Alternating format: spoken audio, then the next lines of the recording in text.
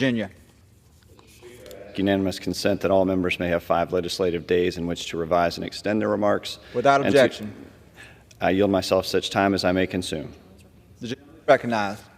Thank you, Mr. Speaker. Mr. Speaker, it's my pleasure to welcome so many fine men and women in blue here in our nation's capital for Police Week.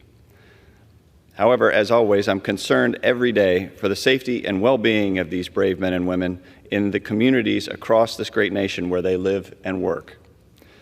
Radical policies in states and cities across the country continue to promote a disastrous rise in crime and a dangerous environment for police officers.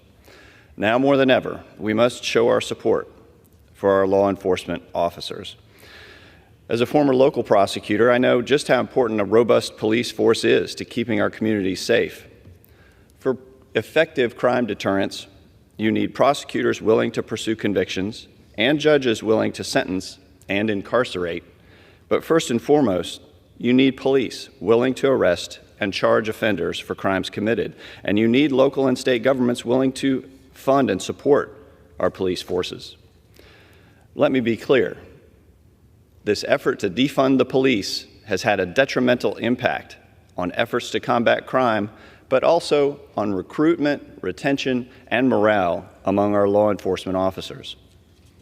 In Democrat-run cities across the country, areas where they defunded the police saw a spike in crime and continue to struggle today with keeping their cities safe. Despite Democrats' calls to defund the police and the emotional toll that that takes, we know that law enforcement officers answer every call for help, regardless of who the person is, what they believe, and regardless of the threat to their own lives. So many of those brave men and women who answer the call of duty, put on the uniform, go to work in the morning, never return home in the evening. Today, there are 23,785 names of law enforcement officers who have been killed in the line of duty that are inscribed on the National Law Enforcement Officers Memorial here in Washington, D.C. Words can never express our gratitude to each and every individual whose name is on that wall. Unfortunately, we still see warning signs that the environment does not show any promise of becoming safer. According to the Fraternal Order of Police, 378 officers were shot in the line of duty in 2023. The highest number recorded since FOP began collecting the data. So far in 2024, 136 officers have been shot. That must end. That is completely unacceptable. We must take a stand against these attacks and honor our fallen law enforcement officers. This resolution does just that.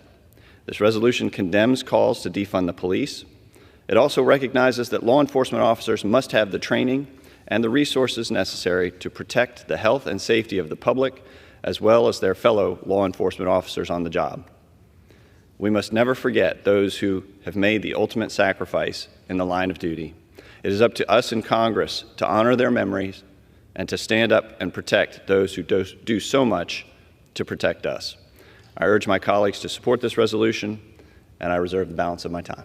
The gentleman reserves.